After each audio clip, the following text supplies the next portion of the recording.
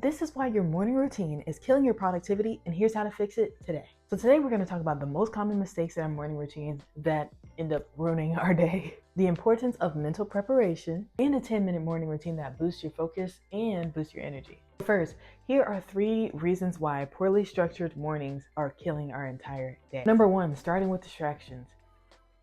As somebody who is easily distracted, I can't set myself up for failure.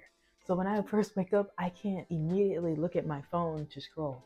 If I do look at my phone, it's either to do my devotional or to set my intentions for today, look what I have on my to-do list or something like that.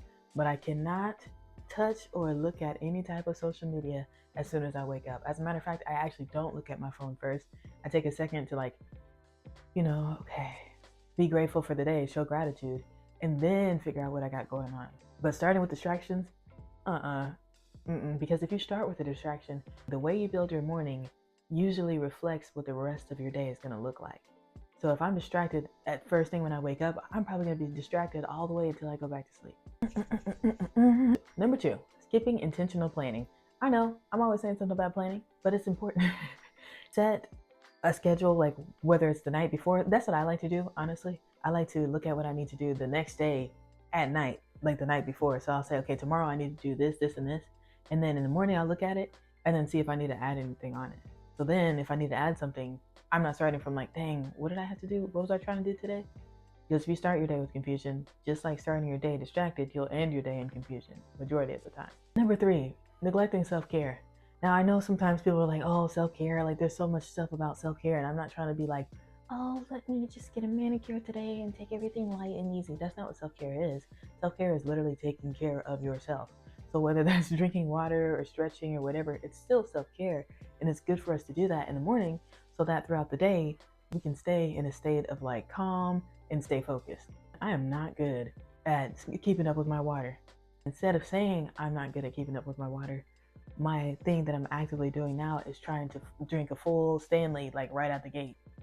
Because if I don't, like, I might be screwed for the rest of the day. So if I do it one time, it makes it easier for me to do it again later because it's like, okay, I already got one down. So here is how we're going to fix that morning routine. Step 1, look at your current morning routine. So if it takes you writing something down, like writing down everything that you do in the morning. But one thing I noticed is that, like, I don't know if it's called like getting white coat or something like that, but I do it to myself. Like whenever I'm trying to like log something, I start subconsciously doing things probably better than I usually do it. So for real, do what you normally do and write it down. Or if you don't write it down, just think about, okay, this is what I normally do.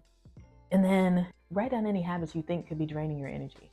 I know for one, I used to be on my phone when I first got up, and I used to be like answering all these texts or whatever from the night before.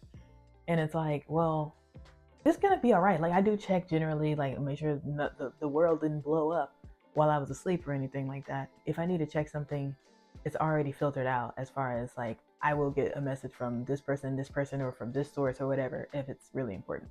So I'm not saying be blind to the things around you. I'm just saying eliminate those distractions. Number 2, add a 10-minute priming exercise. 10 minutes is not very long. Start your morning with 5 minutes of deep breathing, and you can do this kind of like, I like to personally time it just because I like to like time this, time that.